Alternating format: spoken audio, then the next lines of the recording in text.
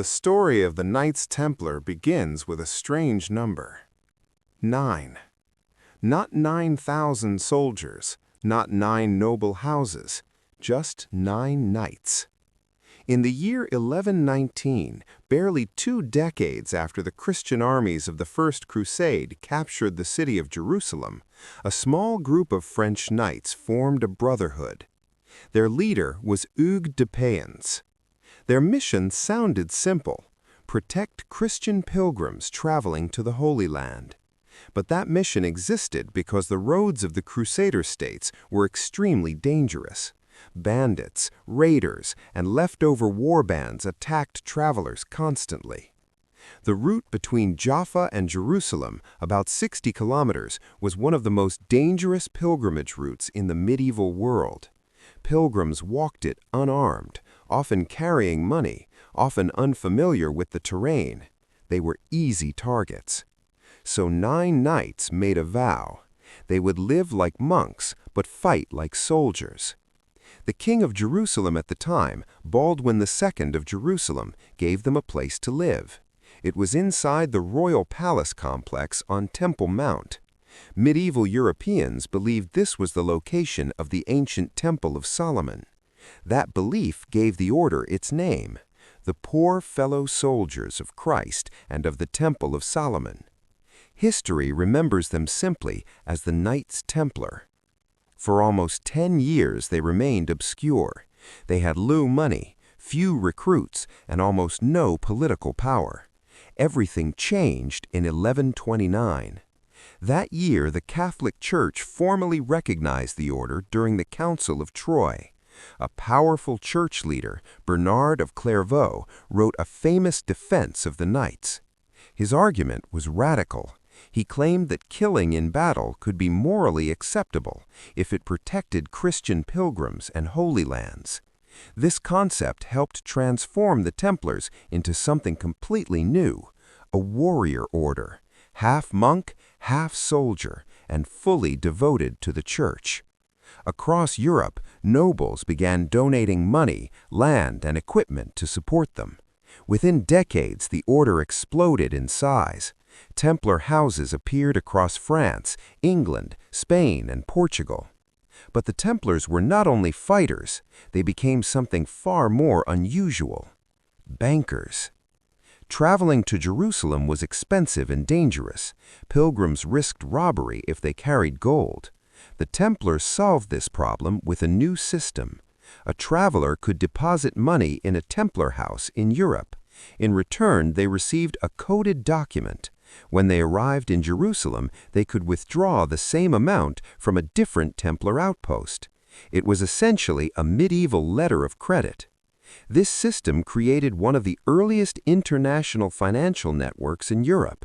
Templar commanderies managed farms, vineyards, mills, and trade routes. Money flowed through their network. Kings even borrowed from them. Their military power also grew. The Templars built massive fortresses across the Middle East. Some of the most famous Crusader castles, like Croc de Chevalier and Chateau Pellerin, were closely tied to the crusading military orders.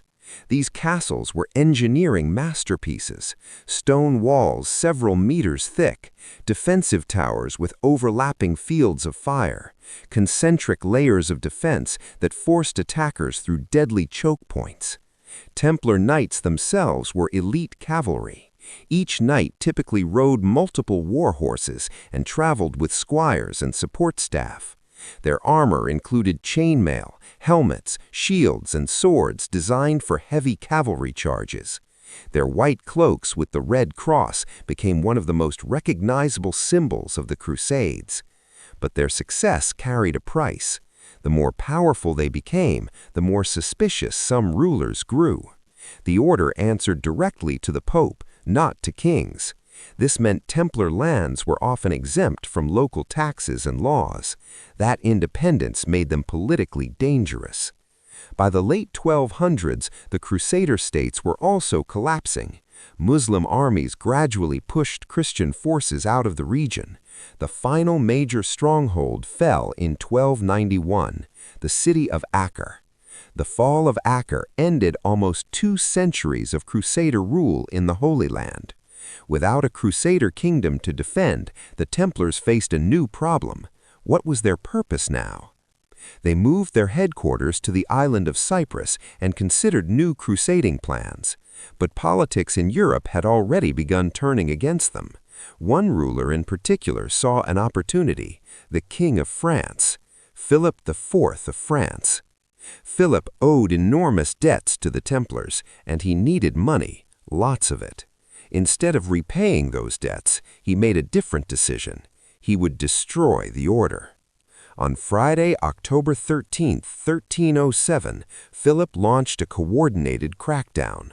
Across France, Templar knights were suddenly arrested. They were accused of shocking crimes, heresy, idol worship, secret rituals, and blasphemy. Many of the confessions used as evidence were extracted under torture. At the time, torture was legally used during inquisitions. Under pressure from the French crown, Pope Clement V ordered investigations into the order. The political pressure was enormous. Eventually, the Pope dissolved the order in 1312 during the Council of Vienne.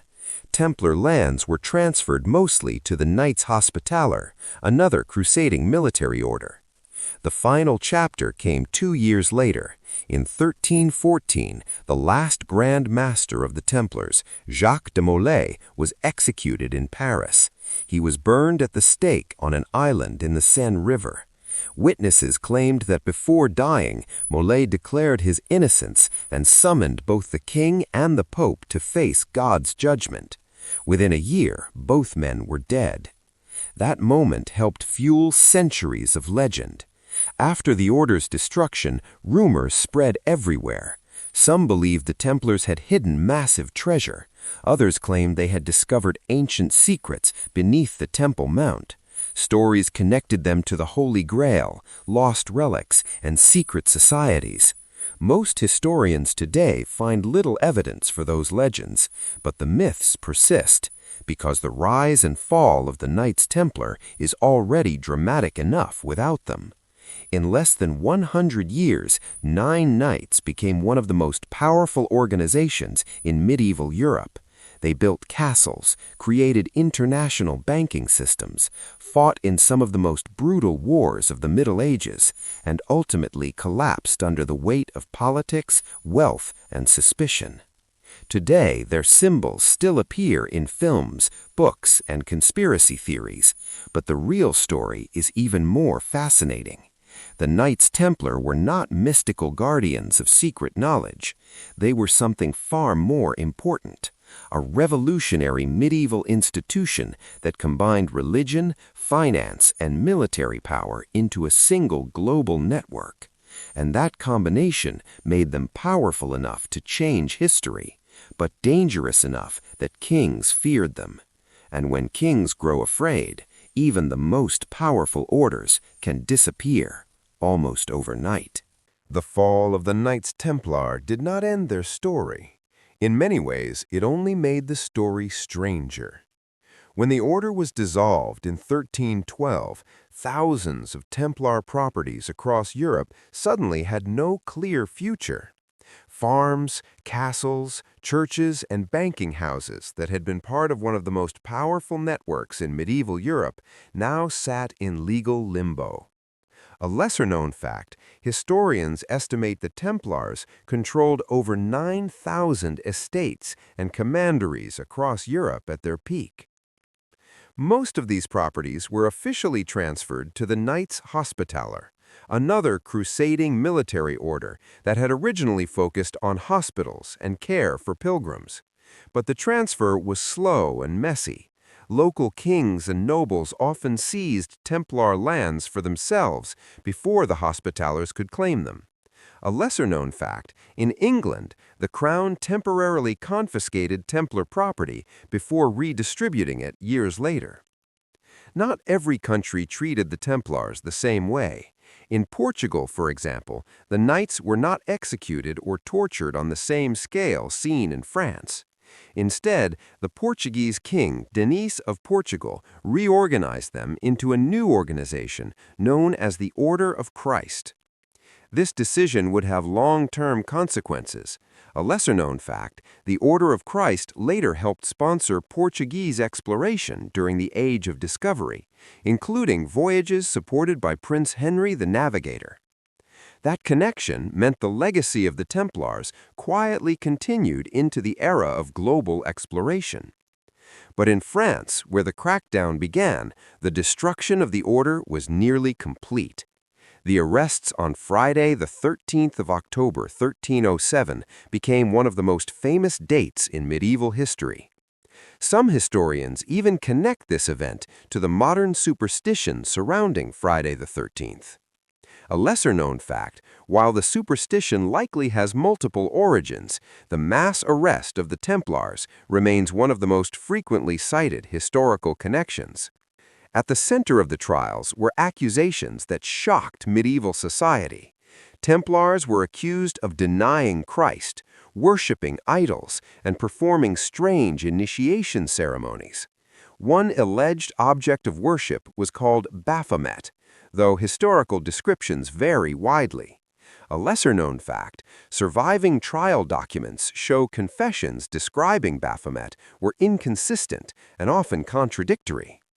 Many historians today believe these accusations were politically motivated. Philip IV of France was deeply in debt to the Templars and had previously expelled Jewish bankers and confiscated their property to solve financial problems. The Templar trials may have followed a similar pattern. Another factor was the immense independence of the order. The Templars answered directly to the Pope, not to local rulers. Their lands were exempt from many taxes and legal obligations. For ambitious monarchs attempting to centralize power, this made them a threat. The papacy itself faced enormous pressure. Pope Clement V was already politically dependent on the French crown and had moved the papal court from Rome to Avignon in France. This period became known as the Avignon Papacy. A lesser-known fact, the Avignon Papacy lasted from 1309 to 1377, during which 7 popes ruled from France rather than Rome. Under these conditions, the fate of the Templars may have been sealed long before the trials began. Yet the dramatic nature of their destruction fueled centuries of speculation. Stories began circulating that the Templars had hidden enormous treasure before the arrests. Some claimed the treasure was buried beneath the ruins of the temple in Jerusalem. Others believed it was secretly transported to Europe. One popular legend suggests that a fleet of Templar ships escaped from the port of La Rochelle just before the arrests began. According to the story, these ships carried the order's wealth to unknown destinations. A lesser-known fact, while records confirm the presence of Templar ships at La Rochelle, historians have found no evidence of a mysterious escape fleet. Still, the mystery helped transform the Templars into one of the most legendary organizations in medieval history. In the centuries that followed, they became connected to a wide range of myths. Some stories claimed they discovered the Holy Grail beneath the Temple Mount. Others suggested they protected secret religious documents or ancient knowledge. Modern historians generally view these stories with skepticism. Surviving Templar records mostly describe practical concerns, land management, military logistics, and financial transactions. Yet the myths continued to grow. In the 18th century, secret societies and fraternal organizations began claiming symbolic connections to the Templars. Groups within Freemasonry, for example, adopted Templar imagery and rituals as part of their traditions. A lesser-known fact, these Masonic Templar degrees developed over 400 years after the medieval order was destroyed, meaning they were inspired by legend rather than direct historical continuity. Despite the myths, the real achievements of the Knights Templar remain remarkable. They helped create one of the earliest multinational financial systems in Europe. They built some of the strongest castles of the Crusader period. They developed disciplined military units that influenced later European warfare. And they demonstrated how religious ideology could combine with military organization to create a powerful international institution. At their height, the Templars operated something that looked like almost a medieval corporation. They managed estates, moved money across continents, and coordinated military campaigns across thousands of kilometers. But their power was also vulnerable. In medieval Europe, political authority was shifting. Kings were centralizing power and building stronger states. Independent organizations like the Templars no longer fit easily within that system. Their destruction revealed a harsh truth about medieval politics. Even the most powerful religious and military institutions could be dismantled when they threatened royal authority. Yet the memory of the Knights Templar never disappeared. Today, their symbols appear in novels, films, and video games. The red cross on a white cloak remains one of the most recognizable emblems of the Crusades. Historians continue to study their records to understand how such a small brotherhood grew into one of the most powerful organizations of the Middle Ages. And perhaps that's the most fascinating part of their story. The Knights Templar began as 9 knights protecting travelers on a dangerous road. Within 2 centuries, they became bankers to kings, builders of castles, and guardians of crusader frontiers. Then, almost overnight, they vanished. Not defeated in battle, not destroyed by foreign armies, but undone by politics, suspicion, and the fear their power created. And that dramatic rise and fall ensured that the Knights Templar would never truly disappear from history.